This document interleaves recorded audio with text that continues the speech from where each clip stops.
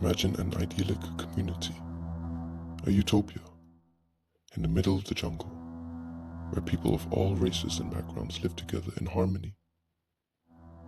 Now, imagine the leader of this paradise, convincing over 900 of his followers to drink poison, including children. This isn't fiction. This is the chilling true story of the Jonestown Massacre.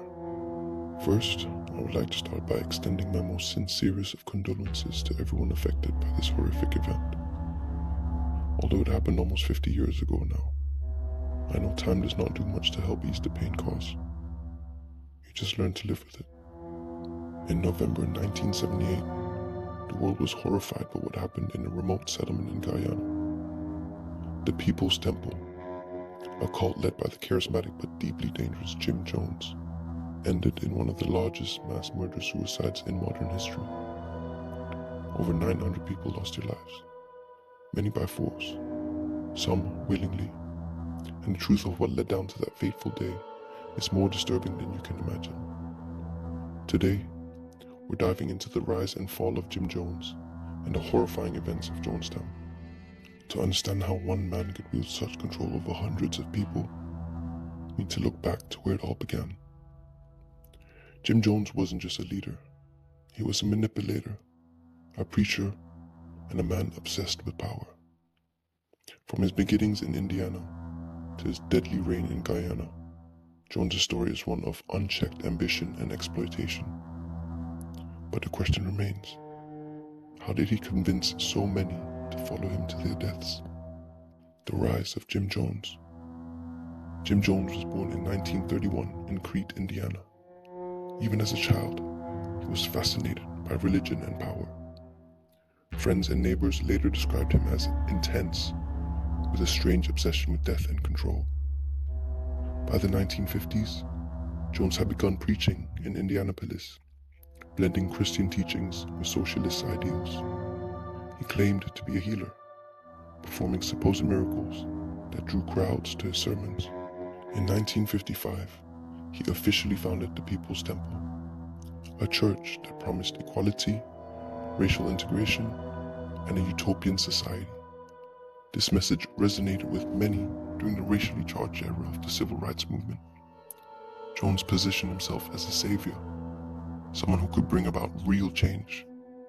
But beneath his charm lay a sinister need for dominance. As his following grew, Jones became increasingly paranoid. He believed the US government was out to get him, and that nuclear war was imminent. In the 1960s, he moved the People's Temple to California, first settling in Ukiah before establishing a stronghold in San Francisco. Here, Jones's influence expanded. He became politically active, gaining the support of prominent politicians and activists. Behind closed doors, however, the People's Temple was anything but utopian. Members were subjected to grueling work schedules, public humiliation, and even beatings. Jones demanded total loyalty, isolating his followers from their families and the outside world. He would even separate the children from their parents, all in attempts to further his control. He also began experimenting with drugs, further unraveling his already unstable psyche. The creation of Jonestown. In 1974, Jones purchased land in Guyana, a small country in South America. He named the settlement Jonestown and declared it a socialist paradise. For many members of the People's Temple, this seemed like the promised land, a place where they could escape racism, poverty, and oppression. But the reality of life in Jonestown was far from paradise. The settlement was overcrowded, resources were scarce, and Jones's paranoia reached new heights. He installed loudspeakers that blared his voice day and night, delivering sermons and issuing commands. Armed guards patrolled the perimeter, ensuring no one could leave. It was a prison masquerading as a utopia. The tipping point. By 1978, rumors of abuse and mistreatment in Jonestown had reached the US government. Concerned relatives of temple members pressured authorities to investigate. Congressman Leo Ryan decided to visit Jonestown personally, bringing along journalists and family members of temple members. Initially, the visit seemed to go well. Jones put on a show of hospitality, and some members spoke positively about their lives in Jonestown. But cracks began to show.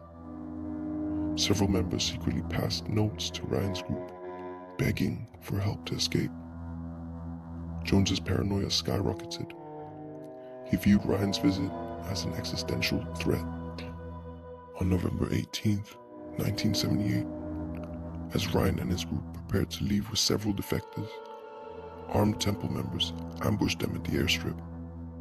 Congressman Ryan, 3 journalists, and 1 defector were gunned down and killed. Others were injured, but managed to escape into the jungle. Back in Jonestown, Jones knew the end was near. In a chilling, final sermon, he ordered his followers to participate in what he called revolutionary suicide.